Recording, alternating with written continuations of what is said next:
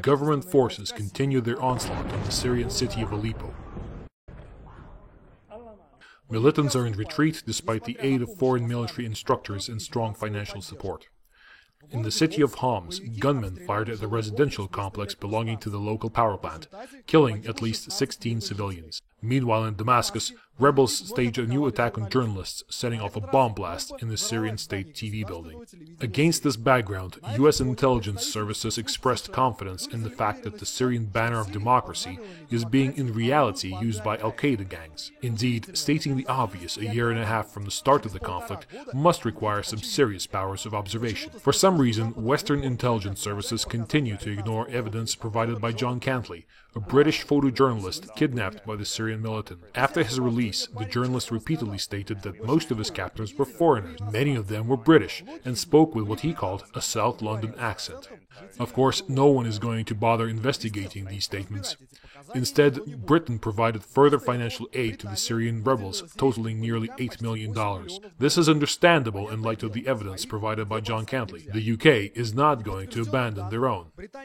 According to several unconfirmed reports, Britain and France intend to send a combined naval force to the Syrian coast, under the command of the French flagship aircraft carrier Charles de Gaulle. However, this rumor may have been planted on purpose as a show of moral support for the militants, and as such, may have little to do with reality.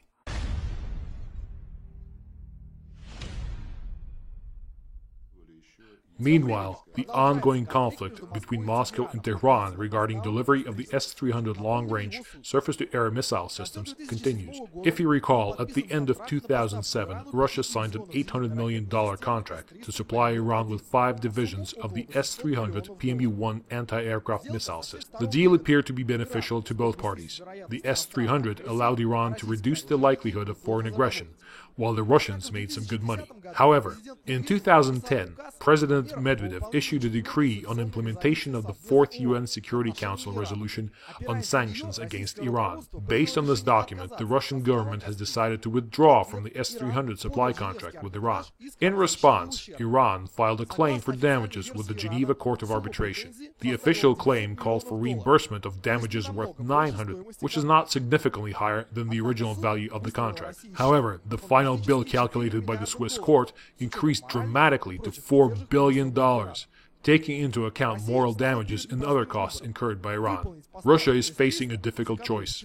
Either proceed with the delivery of the S-300 and save $4 billion at the cost of damaging already weakened relations with the West, or lose that amount, breaking ties with Iran. Recall that Russia is positioning itself as Iran's sole defender on the international arena. As we have discussed in the past, there are many reasons to take such a position, including substantial bilateral financial interests and Iran's geopolitical value for Russian national security. By all logic, Russia should have quietly settled this issue behind the scenes. However, according to our latest information, Moscow decided to play hardball and force Iran to drop all of its claims in exchange for continued political support. To help us better understand the situation, we have contacted one of our experts. Our guest expert today is Mr. Lev Vershinin, political scientist and writer. Good afternoon, Mr. Vershinin. Hello, Eugene. What is your view of the position taken by the Russian Ministry of Foreign Affairs, and what is the likelihood of an amicable solution to this unpleasant conflict? Frankly, I pity the Russian Foreign Ministry. It is forced to work on a problem that has no proper, positive solution. We have Mr. Medvedev to thank for this, who is responsible for creating this problem during his tenure as Russian president. We basically did the West a favor. The contract was cancelled. The deposit was refunded, despite the fact that the S-300 is not an offensive, but a defensive weapon.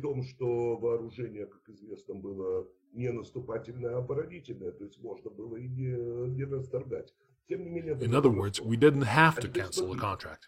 And now look, Russia now has only 3 options. Option number 1, supply the arms.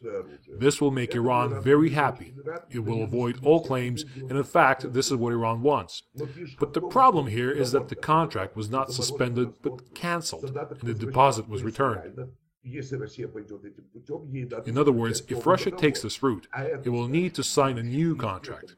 This means that in the inevitable future conflict between Iran and the West, Russia would already be clearly taking the Iranian side, a side where civil war will break out at any moment along the lines of the Syrian model. Option number 2 is to say, okay, we're guilty, i.e., even more so to blame, and we'll pay. But this also makes no sense because it's not clear whose sins we would be paying for. We can't avoid recognizing this debt because we would get Russian assets abroad frozen by court order. But the worst thing is that the West will not transfer these funds to Ahmadinejad and the Ayatollahs. The West will transfer these funds to the regime that will be appointed to restore the country after the war. In other words, in this case, Russia loses completely. It is not only forced to pay, but it also pays to God knows who.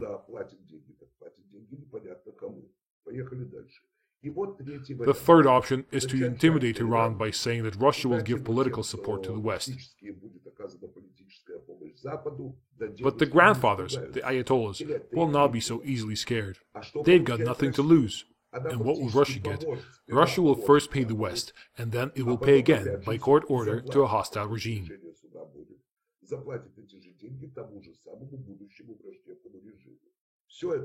And this is bad. The situation is really quite bad.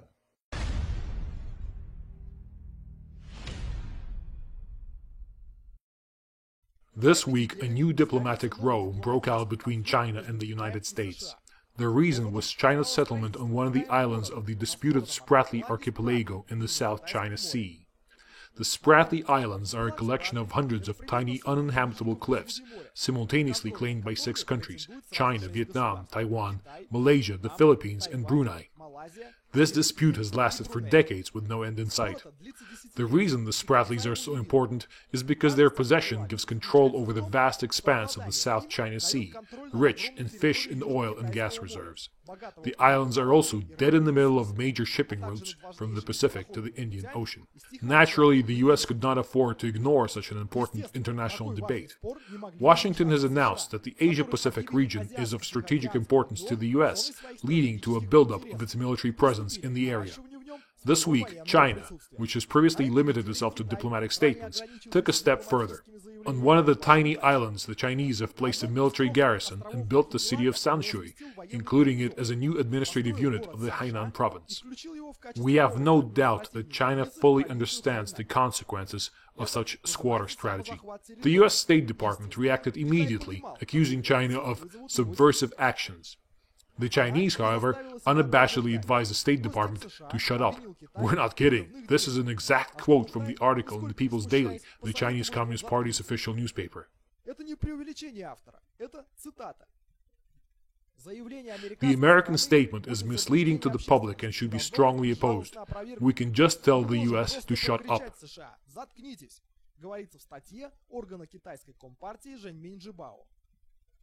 It is reasonable to ask, where did this sudden courage come from?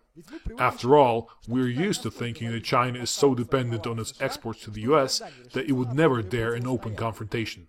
Perhaps the answer lies in the piece of news that, for some reason, has been overlooked by the media. At the end of last week, the Chinese People's Daily published an article by a panel of Chinese economists advising the government to increase its gold reserves 6-fold, or up to 6,000 tons. If China's rulers will listen to this advice, we can expect the market to be flooded with hundreds of billions of dollars worth of Chinese reserves in the near future. On the one hand, this will skyrocket demand for gold, but on the other, the value of the dollar will likely plummet. After all, this move will vividly demonstrate that China no longer trusts the dollar as a stable reserve currency. This is a direct attack on the foundation of the US global power. The magnitude of the financial cataclysm that will follow is difficult to imagine. However, we are of the view that this is little more than another Chinese warning. Nevertheless, such warnings are getting louder and louder.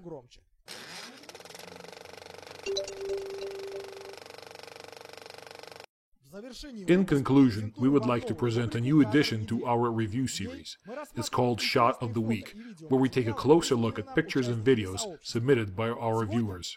Today we'd like to bring to your attention a picture of the hostilities in Syria, or rather a fake, trying to look like the real thing.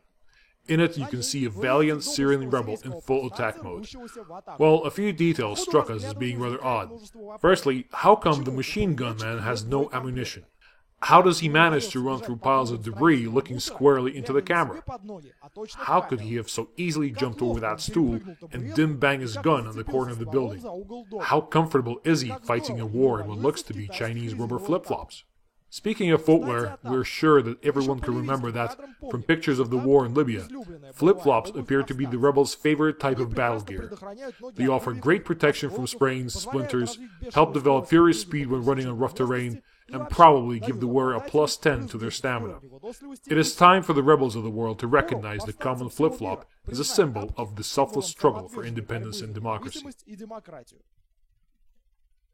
By the way, we have no idea where this brave warrior is headed, but with the aid of our unique software to discover Photoshop pictures, we were able to restore the shot to its original form.